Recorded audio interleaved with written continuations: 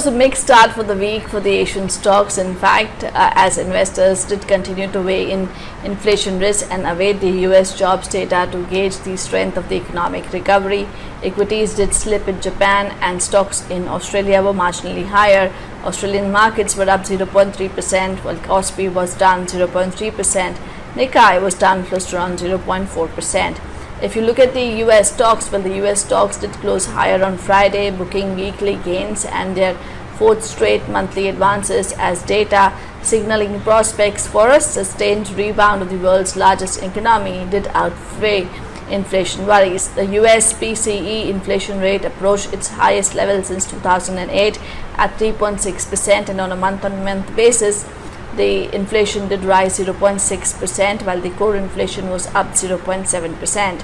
President Joe Biden's administration unveiled its $6 trillion budget, projecting a deficit of $1.8 trillion for the next fiscal year, as White House pushes for big spending on things like infrastructure and education.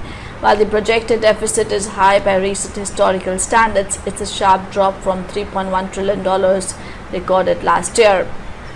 The 10-year yield declined 1 bp to 1.59%. Dow was up 0.2% in trade at 34,529, while the S&P and Nasdaq did end flat on Friday.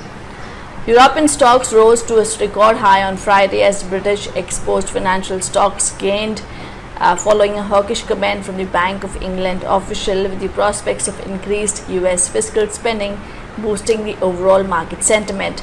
Stocks 600 index did rise 0.6% to a record high of 448 points and added 1% last week.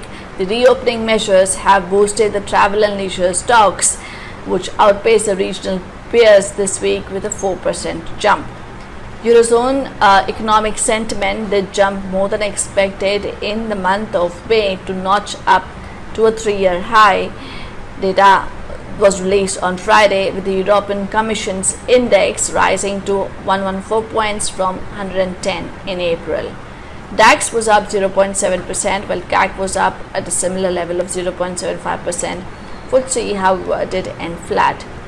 If you look at the oil prices, well, the crude has fallen slightly around 0.3% to $67 a barrel. This is the WTI crude, and gold futures have risen close to around 0.4% to $19.06 an ounce. And back home in India, yes, what would be keenly watched out for would be the data point on GDP growth. FY21 GDP is seen contracting anywhere between -7 to -8%, and Q4 GDP on an average is seen at a marginal positive of 0.8%. While most of the economists have cut FY22 GDP growth forecast, this week would also be seeing the RBI monetary policy. The outcome would be on 4th of June, and therein we should be watching out for in terms of RBI's GDP growth projections, which stands so far at 10.5%. Thank you for watching.